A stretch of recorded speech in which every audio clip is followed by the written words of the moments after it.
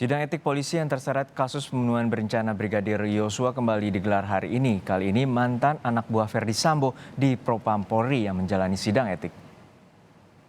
Hari ini Majelis Etik Polri menjadwalkan sidang etik untuk terduga pelanggar Ibtu Januar Arifin. Ibtu Januar merupakan satu dari 25 personel polisi yang dimutasi terkait kasus pembunuhan berencana Brigadir Yosua. Ibtu Januar Arifin yang sebelumnya menjabat sebagai Pamin DNA Paminal Div Propam Polri dimutasi sebagai Yanma Polri buntut kasus Yosua.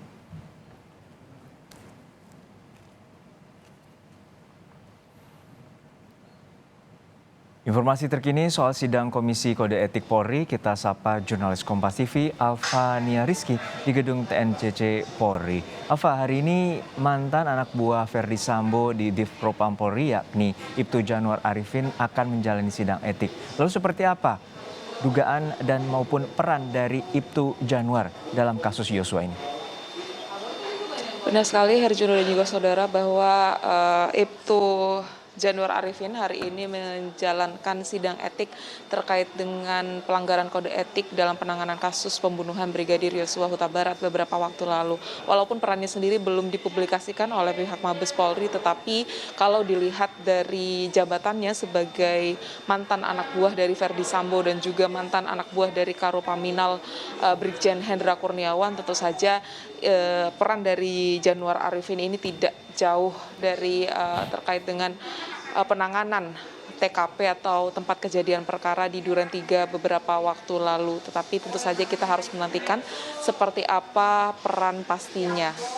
Kalau bisa saya konfirmasi bahwa sidang etik terhadap Ibtu Januar Arifin ini atau Januar Arifin maksud saya ini merupakan terkait dengan pelanggaran kode etik saja, bukan pelanggaran obstruction of justice atau perintangan penyidikan atau penegakan hukum. Ia menjadi anggota Kepolisian Republik Indonesia yang ke-12 yang melaksanakan sidang etik sebagai anggota Polri terkait dengan pelanggaran kode etik sebagai anggota kepolisian. Ia menjadi salah satu dari 31 anggota Polri yang terbukti melanggar kode etik Polri dalam rangka penanganan kasus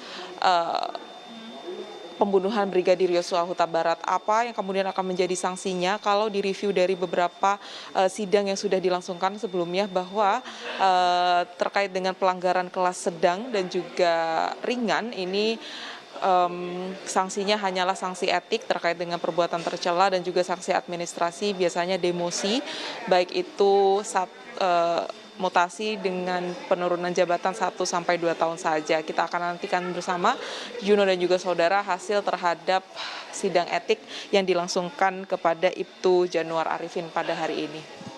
Juno juga menjadi sorotan publik yakni adanya 7 tersangka obstruction of justice dan 4 tersangka telah menjalani sidang etik. Lalu bagaimana dengan 3 tersangka lainnya termasuk Brigjen Hendra Kurniawan? Kalau dikonfirmasi minggu lalu oleh Kadif Humas Mabes Polri Irjen Dedi Prasetyo bahwa persidangan terhadap Brigjen Hendra Kurniawan dan 2 orang lainnya ini akan dilaksanakan pada pekan ini.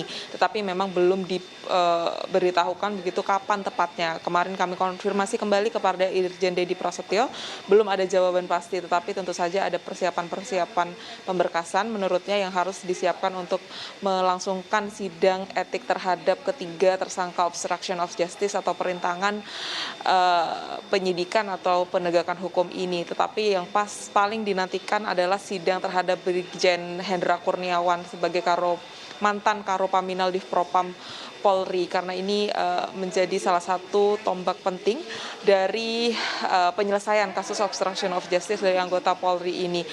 Ditunda sampai 2 minggu lamanya kasus atau sidang etik terhadap Brigjen Hendra Kurniawan menimbulkan pernyataan dari publik atau pertanyaan dari publik kapan sebenarnya sidang terhadap Brigjen Hendra Kurniawan ini akan dilangsungkan. Apakah memang ada upaya penundaan dari pihak kepolisian? Tetapi jawabannya adalah pihak kepolisian ini masih menyelesaikan pemberkasan. Belum lagi ada beberapa hal yang menjadi halangan atau rintangan terkait dengan pelaksanakan sidang terhadap Brigjen Hendra Kurniawan. Salah satunya adalah kehadiran saksi kunci yaitu AKBP Arif Rahman yang disebutkan sedang izin sakit atau sedang dalam kondisi sakit sehingga tidak bisa menghadiri sidang beberapa waktu lalu terhadap salah satu tersangka juga di kode etik, yaitu sidang dari Ibda Arsyad Daifa Gunawan. Ia juga menjadi saksi kunci dan juga dikabarkan ia menjadi saksi kunci dari sidang Brigjen Hendra Kurniawan, sehingga ini menjadi salah satu alasan kenapa kemudian Kepolisian Republik Indonesia menunda sedikit jadwal sidang terhadap Brigjen Hendra Kurniawan dan kedua orang lainnya. Sedangkan untuk 4 tersangka lain yang sudah menjalankan sidang, ini disebutkan mendapatkan sanksi terberat yaitu PTDH.